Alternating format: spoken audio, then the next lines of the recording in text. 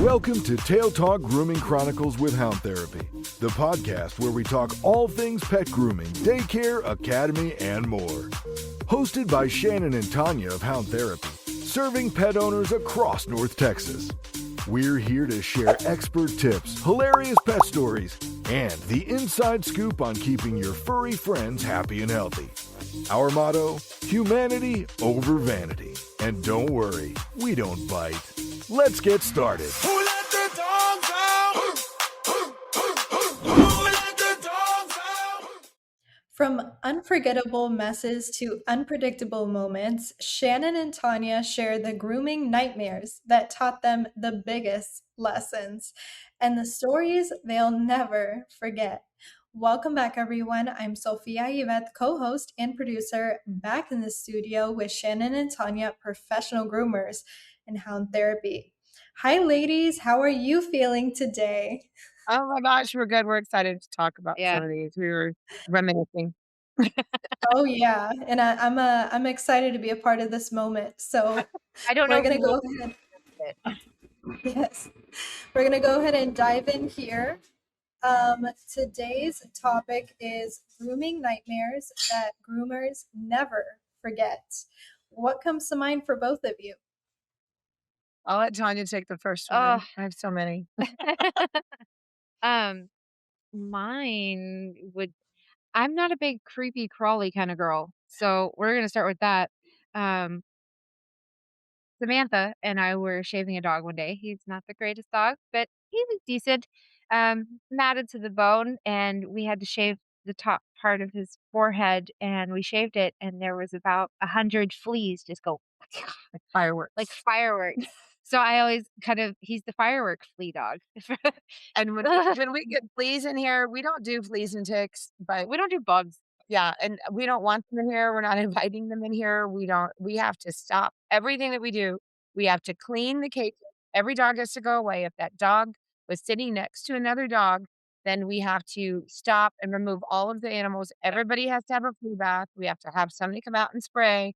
And then we have to call the owners. We have to tell them it's going to be really expensive because it's a literal nightmare. It is. And we do not want fleas. We don't want them. And it always happens on the day you're behind. Yeah, it's always when you're the busiest or behind and your clients are, "Hey, is my dog ready?" No. I just had to shut the whole stuff down. For me, this happened last week, and I can't believe I almost forgot about it. Uh-oh. There was a lady that came in for nails, and, we do a lot of difficult dogs in here, which we don't mind. It's not a big deal. It's kind of what we do, and these dogs don't love their nails done. They're very sweet, but they just come to the nails. So they were struggling. I had somebody else that I think they had 3 dogs, and so I took the hardest one, and, I it's called a submission hold, so I laid them on their side, and I went to lift him up to kinda lay him down on his side, and I heard I heard and felt this wet on my lips. Thank God my mouth was closed. He had sheeted his anal glands directly on my lips. And my mouth was closed. It's a real story. Last week. And I couldn't talk because I didn't wanna open my mouth. So I'm, like, gesturing while I've got this dog on the table. "I need a towel. I need a towel." And finally, they're all looking at me like, "What's wrong with you?" And I'm like, and I can't use my hand. So it's like charades, just your eyes. We eventually Oh gosh. And I'm like, "Oh, it was awful. It was absolutely awful." And I preach all the time. Do not put your face down by a dog. And I've never been gotten in the face, but this dog got me smack in the lips I've gotten them in my hair and it's not fun, so I can only imagine. all day long. I could not be clean. Oh. Oh, and then there's the bot fly, right? I mean, nothing humbles you faster than when you see something moving On a dog where it that shouldn't. shouldn't be. And that was, I mean, again, we're going to pull in Samantha into this. Maybe you guys have met before, but she's like, "Hey, um, there's a little hole on this dog that keeps getting bigger. And when you go over and look at it, we had to smother it out.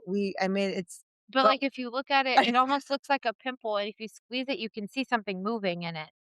and so we put petroleum jelly on it, and his little head just keeps poking out of the skin.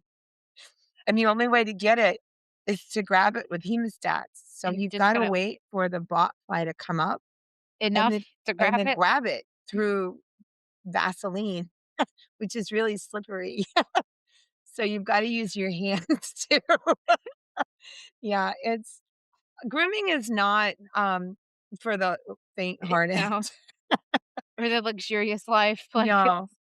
I'm gonna go with we've had a dog with a sticker in his nose. I mean, when somebody comes in and says, "I saw something in my dog's nose and I wasn't sure, what to do about it." So I just thought I would wait until she's getting groomed tomorrow or in 2 days. And, I'm like, "Great, well, I'll look at it," and I'm thinking it's crust or something, and it wasn't. There was a sticker way up this dog's nose, and I'm looking, I'm like, "That oh, it is something."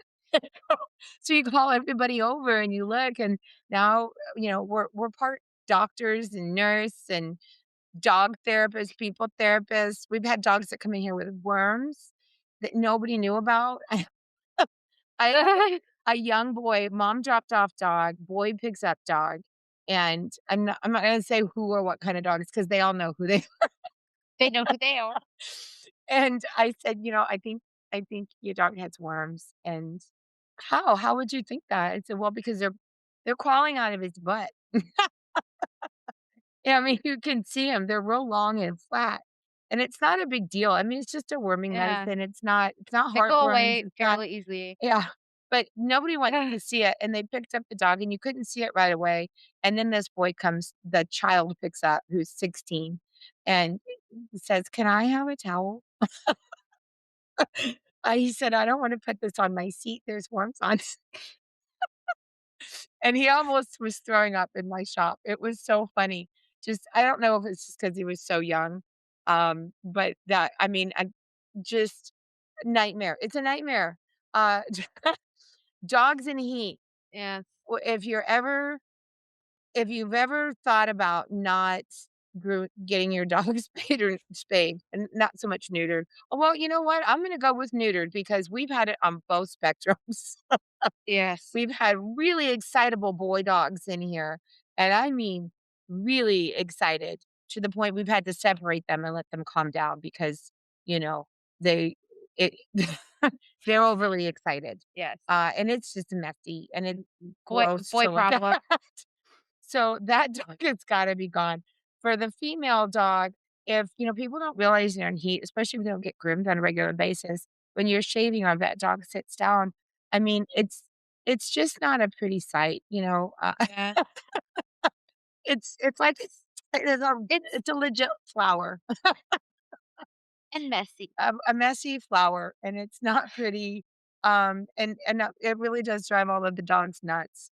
I would say explosive diarrhea has been my next, and we had that just last week too. Just Yeah. 3 dogs that came in, and all 3 just pooped everywhere when they walked in, and of course, it's like, "Oh, I just walked my dog." I said, "It's alright, we'll clean it up." So sometimes it's nervous poop. We get you have a bag. Yeah, the bag is not gonna catch that. It's running. You need a mop. It's liquid. Yeah, and then people are walking in, and we're like, "Excuse me, could you either wait outside or step around?" And we're trying to keep the dogs out of the poo. We're trying to keep the humans out of the poo, and it's not even poo, it's like lake water that it's sludgy, so it smells, and people come in, and it's a lingering smell, I don't know why, and it's just a nervous poo usually, or a dog that didn't go poop because it's always on the rainy days because 'cause they're like, "Ooh, I don't wanna get my feet wet," and the owner, I let him out, well, it's wet. Nobody wants to go outside when it's wet, so then they come here and they're like, "Oh, finally." And then it's everywhere, it's front, it's in there, Yeah. I've had one on the back of the wall, like, through the cage because they didn't wanna make a mess in the cage, and it's just this was last week. All 3 of them were, like, holding it in, they saved it for us. The rainy day poos. Yeah. And I mean, you always get the miss with small dogs too. Oh, yeah. Like, the dogs that they stink. and like nothing particular. It's not just a bad dog smell. It's not like a cigarette It's smell. not a skunk It's smell. not skunk. It just smells bad, and you have to wash this dog like We 3 don't ask times. questions. I don't know. I don't care, We but just it grab the just strongest shampoo. and go for it. Maybe 3 or 4 times. When you leave work, like, how is your dog hair in my sock? And in my coffee, and I'm not kidding you. When I go home and I brush my hair, like, to go out on a nice evening, which I just is not brushed my hair a often, while ago. You should have seen the amount of dog hair that came out of my hair. my dog hair, I can get the human hair out, but the dog hair I can't get out of my human brush.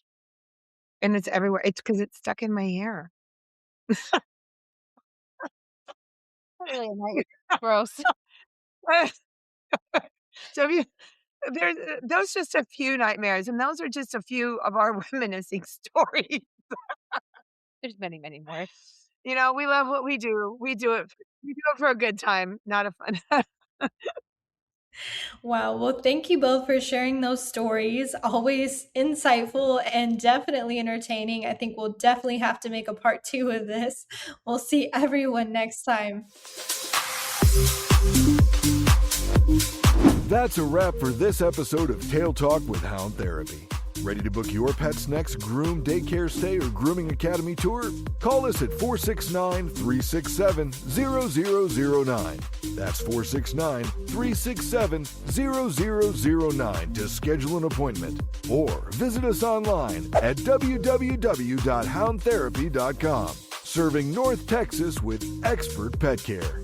Until next time, keep those tails wagging.